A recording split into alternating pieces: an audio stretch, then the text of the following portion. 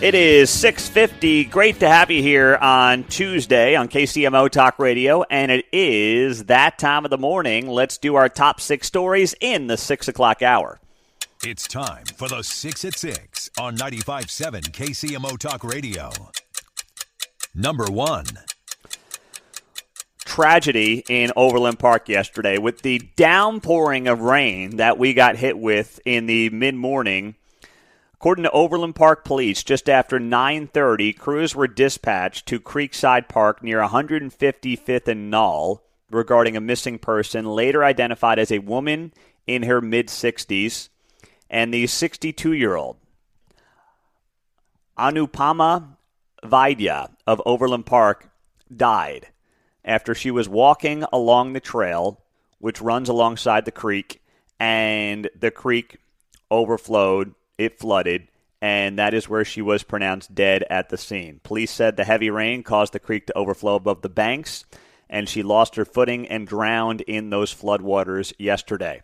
Residents near Creekside Park say flash flooding can cause the large creek inside to spill from its bank quickly, according to local homeowners. But most homeowners have never seen the creek as high as it's been in recent days. That's because we got 8 to 10 inches of rain last week during those thunderstorms on, Thursday? And then, of course, we got more rain, several inches yesterday as well, in those storms that blew through mid-morning. So a tragedy there in Overland Park. Next up in our 6 at 6. Number 2. This story, some of you might wonder why I put this in the 6 at 6, but I used to live right by John's Big Deck. Popular downtown Kansas City bar. It's on the market again. 3-story business listed for sale for $3.7 million. Second time in less than a year that it has been for sale. Right on Wyandotte Street. And, John, how long has this bar been there in Kansas City? Do you have any idea by chance? John's Big Not off the Deck? top of my head. Okay. Well, I didn't know if this was like a longtime staple downtown or if this is something that maybe I just get a kick out of because I always lived there and I would chuckle to myself about the name of the bar being John's Big Deck. I don't know why. Maybe I'm sophomoric, but it always had a very late night crowd. 30 plus years, at least 30. Okay. Well, I just saw the Kansas City Star said it's been operating since 1983. So you're right. 42 years now it's been operating in this town. And they list their annual sales as $3 to $3.5 million. And I never went in there because when we were living downtown, Kate was pregnant with Claire. And shockingly, she never wanted to go to a rooftop bar that looked like a total S show that was named John's Big Deck. That was not something that a pregnant woman really wanted to do.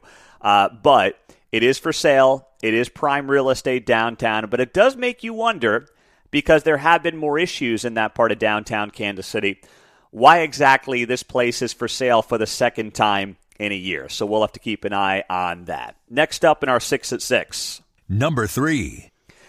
We've got the MLK files released, the Trump administration putting out 240,000 pages of the Dr. Martin Luther King Jr. 1968 assassination files. They were posted to the National Archives website late on Monday afternoon. The administration obviously is touting this as a big win for transparency. We'll see if there's anything there in the MLK files, but they're now out there. However, I think it's important to know that the release does not include FBI wiretap recordings and other materials that remain under court seal until 2027.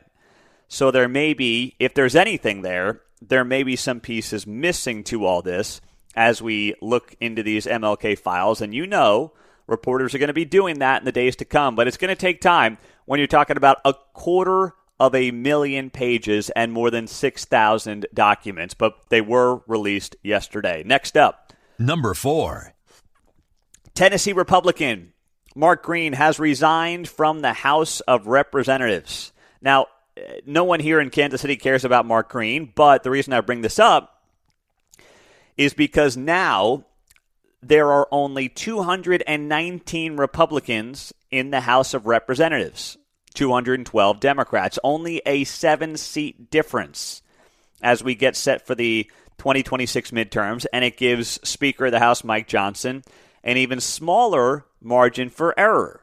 So that's why this matters at a time when Republicans now can really only lose 2 votes. I mean, you got to get to 218 out of 435 members of the House to get anything passed, and they're now down to 219 Republicans in the House of Representatives. So those margins to get anything done in the House got even tighter. Next up in our 6 at 6. Number 5.